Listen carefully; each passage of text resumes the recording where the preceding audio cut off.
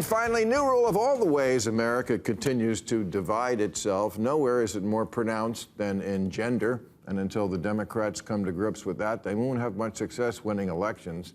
Let's just put it out there. Women are the Democrats' base, and men who get hit in the head for a living are Trumps.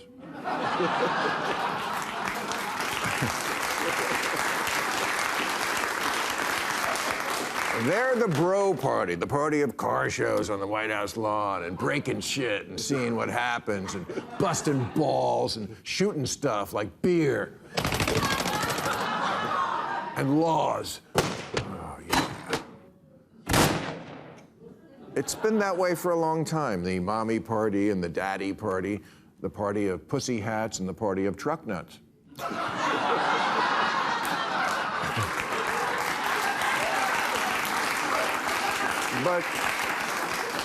But that divide is on steroids now and getting worse. In the 24 election, young men preferred Trump by 2 points, and young women, Kamala, by 24. The only way Trump can appeal to women 18 to 39 is making him one of his lawyers.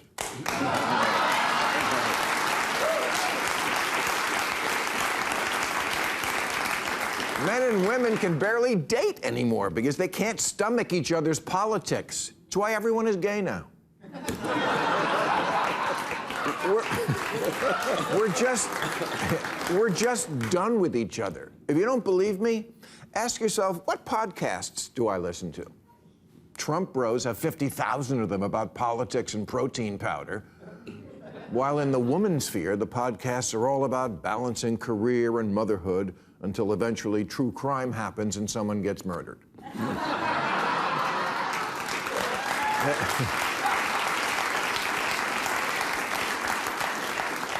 They like murder, we like killing people.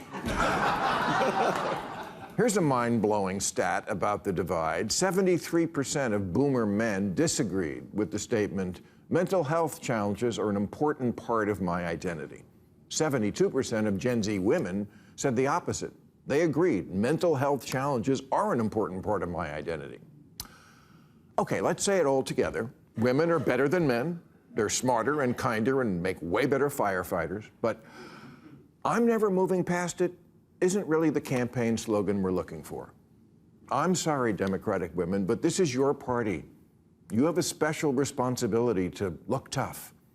Senator Alyssa Slotkin seems to get that, and not just because of her service in Iraq and with the CIA, but because she says things like, Democrats need to fucking retake the flag. Democrats have to stop being weak and woke, she says. Good message, because no one's holding women back anymore. In many ways, they're leaving men in the dust. Women are much less likely to be unemployed now, less likely to blow a month's pay on DraftKings.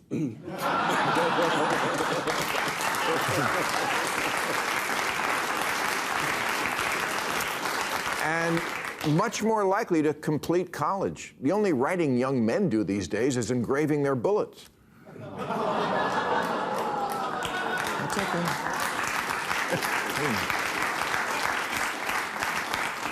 Booing into applause, very rare.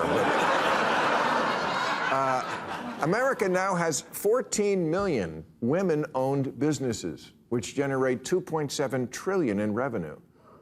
Yeah, women launched...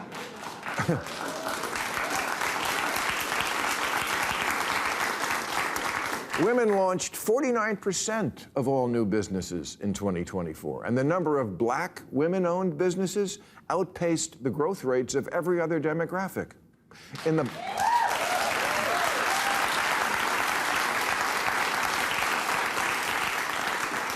I'm spitting facts.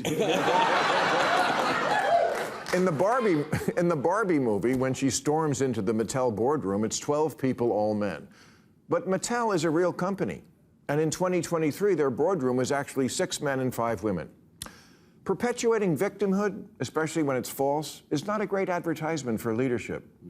Kamala Harris's new memoir of the 24 election is called 107 Days, but it should have been called Everyone Sucks But Me.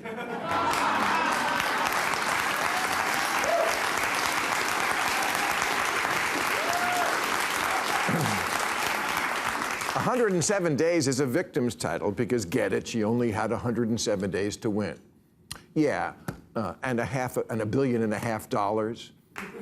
a built-in army of about 75 million people who'd vote for any human-adjacent life form that wasn't Trump. But in 107 days, nothing is ever Kamala's fault. Biden lets her down by not stepping down sooner. Pouty face emoji. Gavin Newsom, he was asked for his endorsement, but texted, "Hiking, we'll call back." But then never did. And then he didn't even ask her to prom. America itself lets Kamala down by not being ready for the running mate she really wanted, Pete Buttigieg. So she's stuck with the Home Depot paint salesman. And the rest is herstory. Poor Kamala. We made her the star of a rom-com and didn't even give her a gay best friend.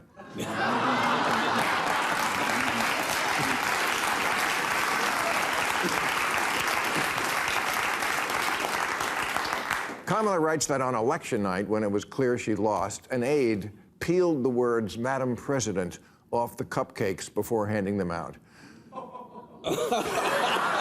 Oh, geez, that's like a scene from Bridget Jones Runs for President, for Christ's sake.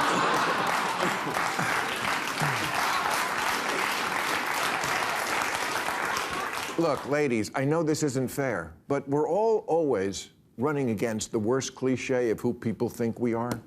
Women Democrats can't look oversensitive or preachy or unable to laugh at themselves. They also can't look silly, like Gretchen Whitmer did, trying to hide in the Oval Office. They have to look brave and strong. It wasn't a good look for the woman party that all the guys were speaking out for Jimmy Kimmel when Trump went after him, except on the Woman Show, where for 5 days the outspoken hosts were suddenly as quiet as a geisha.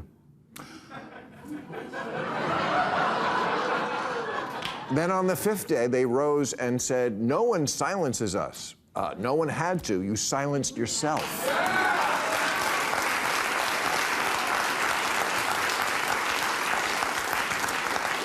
Whoopi Goldberg continued, "Did you all really think we weren't going to talk about Jimmy Kimmel?"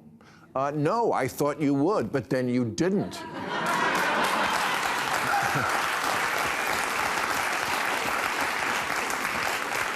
5 days? Talk about needing extra time to get ready.